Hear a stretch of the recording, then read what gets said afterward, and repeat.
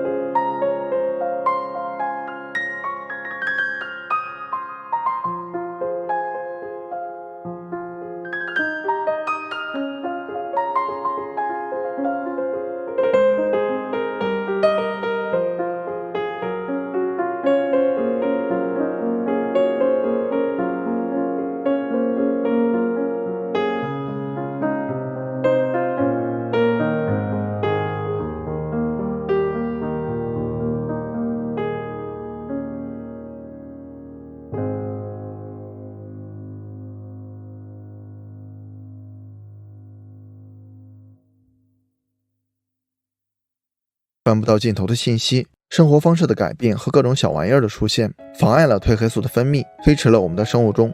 这就是为什么你熬夜打游戏，发现自己越睡越晚，还精神满满，不是你突破了人类的极限，而是生物钟被打乱了。作者提出的 R90 睡眠周期，指的是以90分钟为一个周期，获得身体修复。我们每个睡眠周期一般由4到5个不同的睡眠阶段组成，可以把完成一个睡眠周期的过程想象成走下几段楼梯，完成一段行程。当我们关上灯准备睡觉时，就像站在这几段楼梯之上，而沉沉睡去时，就像走到这几段楼梯之下。第一阶段，楼梯上似睡非睡，关灯睡觉，接着我们进入半睡半醒的阶段，就像在楼梯上，有时候我们会感到突然坠落而浑身一哆嗦，所以这个比喻还是很形象的。这个阶段很容易被惊醒，比如有人开门大声说话，我们就被推到了楼梯上，得重新下楼了。第二阶段，楼梯中浅睡眠。浅睡眠时，我们的心率和体温会下降，这一阶段的睡眠时间占比最高，就像走了一段长长的楼梯。此时如果有人大声喊我们的名字，我们还是会被重新推上楼梯醒过来。如果没有干扰继续下去，这一阶段能整合信息并提高运动技能表现。第三阶段，楼梯下深睡眠。深睡眠阶段，我们已经来到楼梯下，别人需要很用力才能把我们摇醒。睡眠的生理修复大多产生于这一阶段，人体生长激素的分泌也大量增加，促进生长发育。看来睡得好长得高是有道理的。第四阶段，螺旋滑梯快速眼动睡眠。第三阶段结束后，我们重新走上楼梯，从浅睡眠区做一遍螺旋滑梯，进入快速眼动睡眠。此时大脑开始做梦，这个阶段有益于开发创造力。这一阶段结束后会醒过来，但是通常情况下是直接进入下一个 R90 睡眠周期，我们也不记得自己曾经醒来。理想状态下，睡眠模式就是睡眠醒来，睡眠醒来，从一个睡眠周期顺利过渡到下一个睡眠周期。我们感觉自己连续的美美的睡了一晚，怎么样？是不是感觉自己完全不了解睡眠？是不是解开了很多睡眠疑问？比如似睡非睡的时候为什么会突然惊醒？为什么一觉可以先后做好几个梦？为什么有时夜里会频繁的醒过来？为什么睡眠时间短的自然醒人很精神，而睡眠时间长的被动醒依然很困？R90睡眠方案是什么呢？一般每周获得35个睡眠周期是最理想的，平均到每天大约是5个睡眠周期，也就是 7.5 个小时。但不必纠结具体数字，每个人所需的睡眠周期数量和每个周期的时长都不太一样。R90方案就是从自身出发，找到各自适合的睡眠方案。你可以先从每晚5个睡眠周期开始，看看7天之后感觉如何。如果太多可以减少，不够也可以酌情增加。当你找到适合自己的时间并按此执行后，将充满控制感。等到计划得心应手之后，还可以视具体情况快速调整，应对比赛、赶项目等特殊情况。7天测试需要注意3个问题：一、根据情况固定起床时间，你可以回顾自己的日常生活，把所有的工作和个人因素纳入考虑范围，定一个固定的时间点，一般比你上学或上班提前90分钟，然后往前推 7.5 个小时，每天按照这个时间点来安排睡觉时间。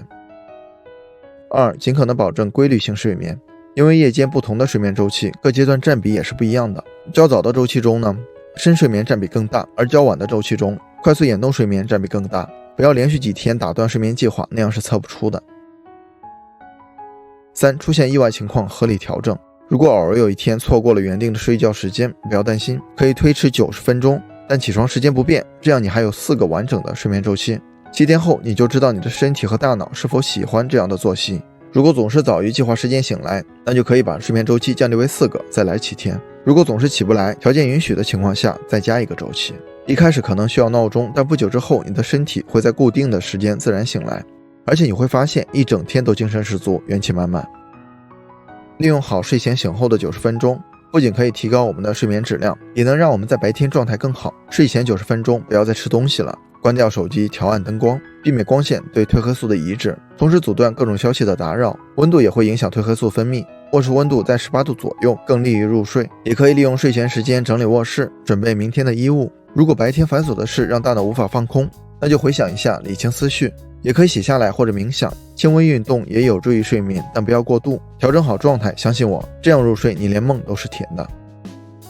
睡醒后90分钟，刚刚醒来，皮质醇水平最高，我们不在状态，不建议立即接触电子产品。这时候回复消息或邮件可能会出现沟通问题。我们应该做的第一件事是拉开窗帘，让阳光照到你的房间，帮你快速清醒。大约15分钟之后才是适合处理手机中待办事项的时刻。早餐很重要，不吃早餐会让你在午饭前一直与饥饿斗争，而且影响身体健康。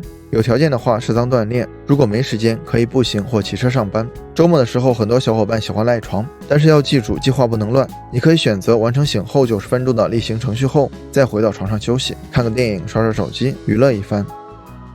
看完睡眠之后，我发现自己睡了30年，竟然完全不了解睡眠，而且之前一段时间压力大，晚上褪黑素，白天咖啡因，感觉随时能把自己送走的状态。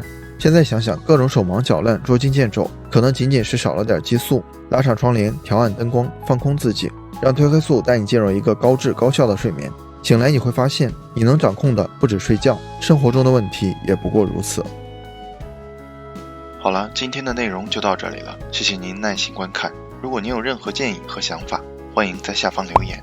如果您喜欢星河的内容，还望订阅星河百度频道，点赞和分享给更多的朋友。星河将不胜感激，继续分享更多有关成长的优质内容。一个人可以走多远，关键在于与谁同行。愿成长之路有你我相伴。